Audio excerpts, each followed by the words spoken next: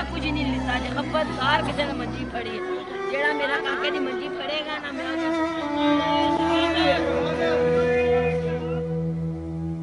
نہ انہوں نے حال پوچھا، نہ افسوس کے لیے آئے، نہ یہاں قبرستان میں ان کی کسی اہم شخصیات کو دیکھا گیا۔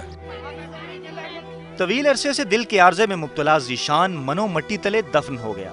ذیشان مسلم لیگ نواز راولپنڈی کی دیرینہ ورکر نیلم باجی کا اکلوتا بیٹا تھا۔ سما نے اس کی بیماری اور نیلم باجی کی مجبوری پر رپورٹ نشر کی تو MKM نے اس کے بیرون ملک علاج کی ذمہ داری اٹھا لی، مگر ہائری قسمت کہ اس کے آگے کسی کی نہیں چلتی۔ تقدیر کے آگے کوئی تدبیر نہیں چلتی۔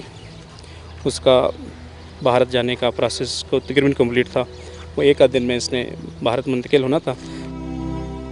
گزشتہ ایک ماہ سے پیمز اسپتال میں زیر علاج ذیشان کو بیرون ملک علاج کے لیے بھجوانے کی کوششیں جاری تھیں۔ MKM کی مالی امداد کی بدولت ذیشان کے والدین اس کے بچ جانے کی امید لگا بیٹھے تھے۔ آج کل میں اس کو منتقل کرنے والے تھے ہم، لیکن بدقسمتی سے قسمت نے ساتھ نہیں دیا۔ الطاف بھائی کا بہت شکر گزار ہوں۔ الطاف بھائی انہوں نے میری بات ہر وقت سنتے تھے، میں آدھی رات کو بات کی میری بات سنی ہے۔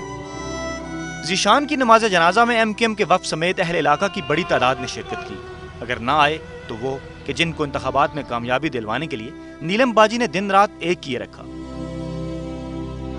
ووٹیں مانگی انہوں نے، ان کی سپورٹ کی ہے، ہر طرح کا تعاون کیا۔ اس کے بچے کی وار آئی ہے تو کس مسلم لیگ کے کارکن نے تعاون نہیں کیا، نہ کس لیڈر نے۔ بس ایک بار آئے ہیں، 5000 روپے دیا نا، تو اس کے بعد کہتے ہیں جی کہ ہم نے اور کچھ بھی نہیں کر سکتے ہیں۔ جمہوریت کا راگ الاپنے والے سیاسی رہنما شاید جانتے نہیں کہ سیاسی کارکن جمہوریت کا ایندھن ہے۔